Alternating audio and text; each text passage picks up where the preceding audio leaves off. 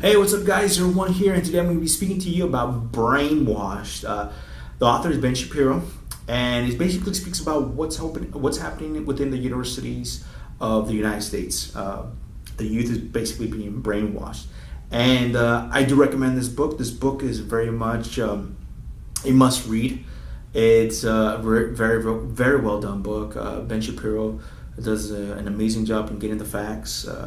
Articulating his ideas and his thoughts, and also the way it just breaks down. He does it in like a very news column way, and I love how he brings not just his own experience, but he brings the experience of other students and faculty and staffs who have been,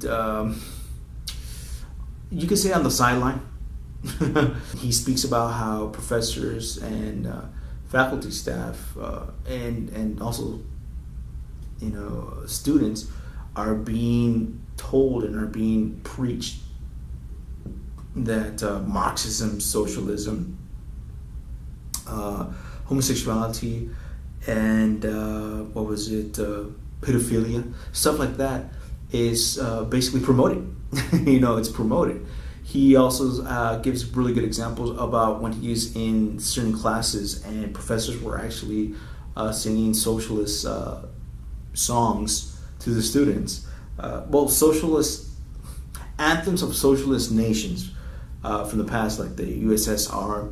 And he was kind of shocked because the classroom that he was in when that happened was a geography class. It wasn't a political science class. It was actually a geography class, and it's pretty crazy that's happening.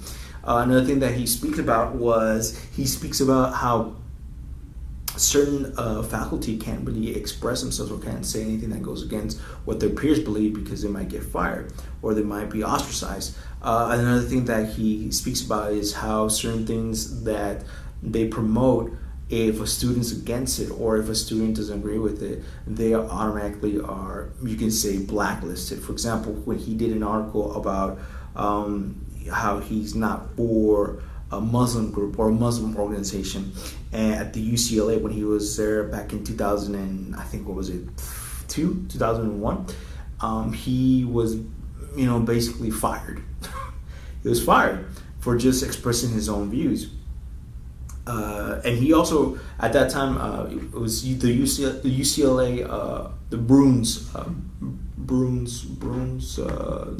newspaper, and he actually, was thinking to himself like, "Hey, I have the right to put this out." And the chief editor was like, "No, it's offense and it's very disrespectful."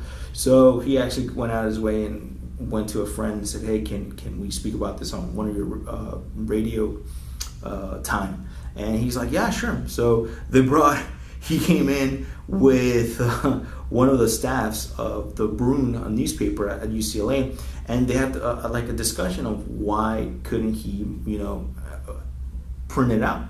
And basically it came down to is that it was, to them, it was very, bigoted. He was being basically racist, or he was being unfair and unjust. And even though he got the facts, he got the interviews, and still they didn't want to print it out. So it was pretty crazy about that. Another thing that I really loved was another experience that he had is that back in California, I think in the mid 90s to late 90s, 98, 99, California was trying to pass a proposition where it was affirmative action. Basically, affirmative action is just saying that, there isn't enough of these certain groups of people, so we're actually going to implement them in there. And that doesn't work that well because many of those students were implemented in universities because majority of them had nothing but Asian and Caucasian people, mostly Asian people. They weren't prepared for the university. So they had to add new courses to the university so they could actually bring those students up to speed. And they weren't financially stable to actually be taking those classes. So guess who has to pick up the slack? The taxpayers. So, Ben Shapiro one day goes up to the top of the student union building. He had a poster and it said, marry before diversity. because there's all these different people that were coming into the university, not even part of the university at all. They were coming in and they were basically, causing a ruckus.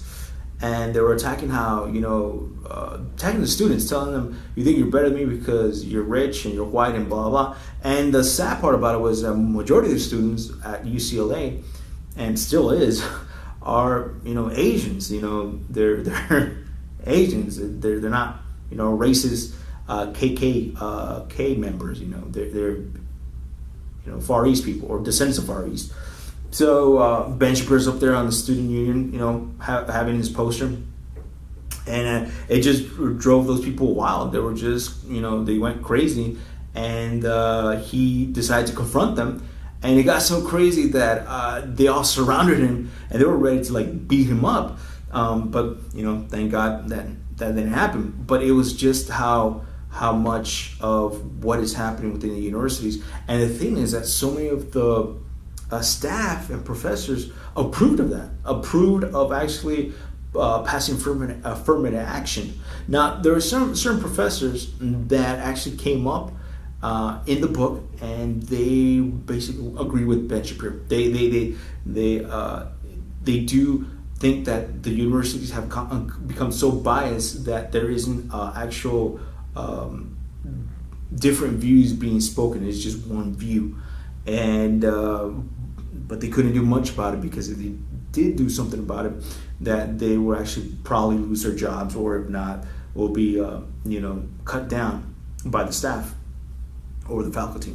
So things like that. He also made some pretty good examples of how many professors actually signed this forms speaking about how it's okay to teach these sex classes, these sex courses to the students, even though they are not able to actually get a job in that. I mean, they're teaching how to have multiple partners to the students. They're teaching how to have different positions within, having multiple partners. They're speaking about how it's great to actually do a video on sex and actually getting people to actually perform sex in front of the camera.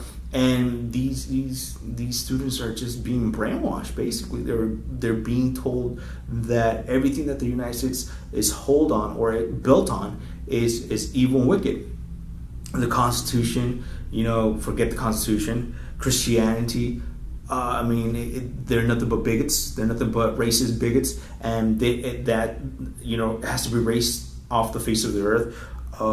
Jews are in control of everything, and they're evil. Israel has to be erased from the face of the earth, and it's a very well done book. He does a real good job.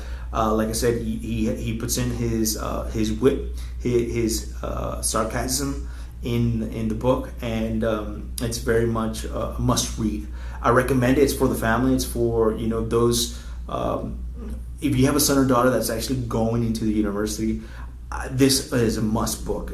They have to read it so they can actually understand what they're going into, because it is scary. It's very much scary what's happening. He has an amazing. He has tons of examples that I would love to go into detail, but only have a certain amount of time. But thank you so much for listening, guys. Thank you so much, Ben Shapiro, for doing the hard work, the interviews, getting the facts straight, going and actually taking time and just putting this material together.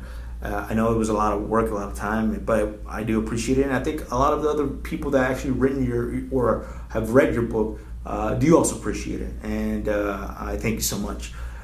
Jesus bless you, Ben Shapiro, and Jesus bless you guys also. You guys have an awesome day, and thank you so much for listening to what I have to say. Later, guys. Bye.